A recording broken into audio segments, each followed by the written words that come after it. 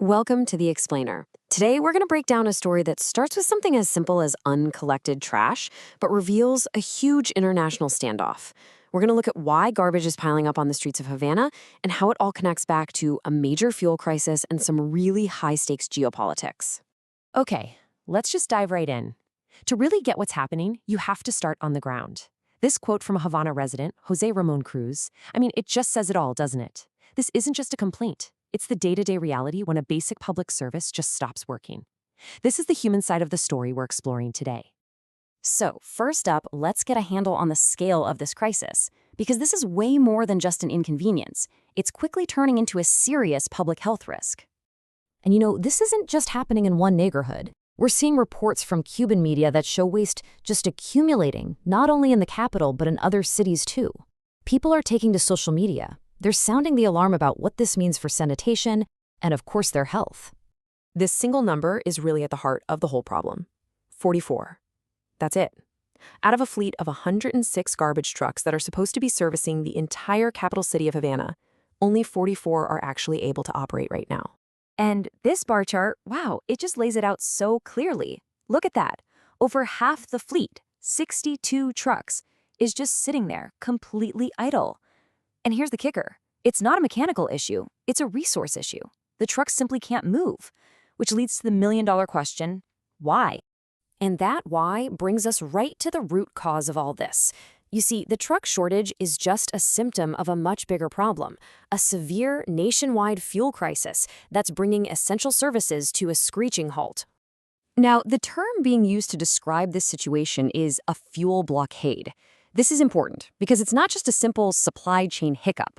A blockade is a deliberate, intentional action to restrict a country's access to fuel.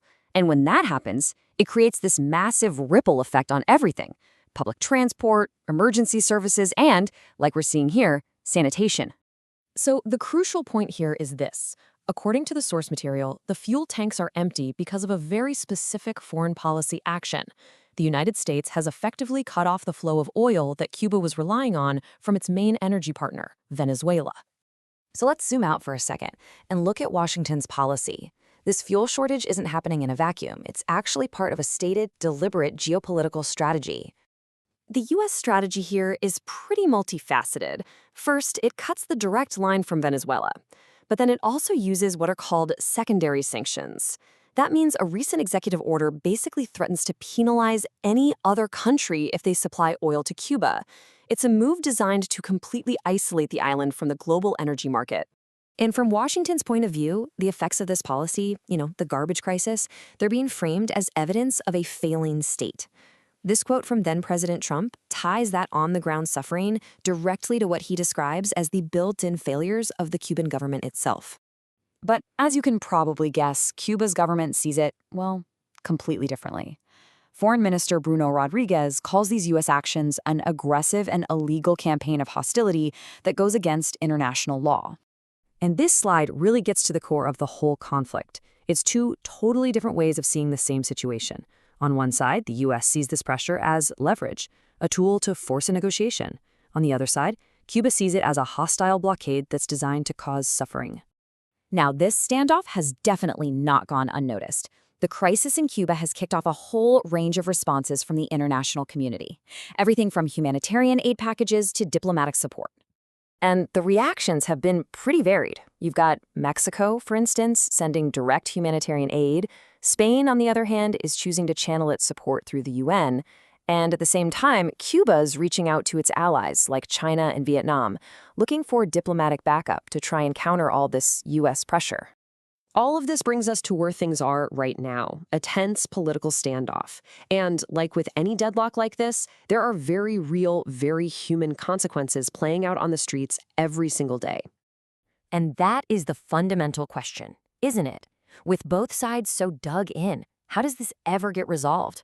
For the people who are living with the effects of this crisis every day, well, it's the most urgent question of all. The demand from the U.S. administration is still on the table, and it's been framed pretty clearly as an ultimatum. The message to Cuba's leadership is basically, negotiate on our terms or this pressure is not going to stop. And as of right now, that is exactly where things stand.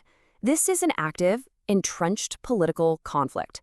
We're not seeing any signs of de-escalation, there's no clear path to a resolution, and all the while, the Cuban people are just caught in the middle.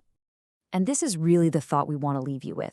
Beyond all the political statements and the strategic moves, the story that started with piles of garbage on a street in Havana, it really points to a much bigger question.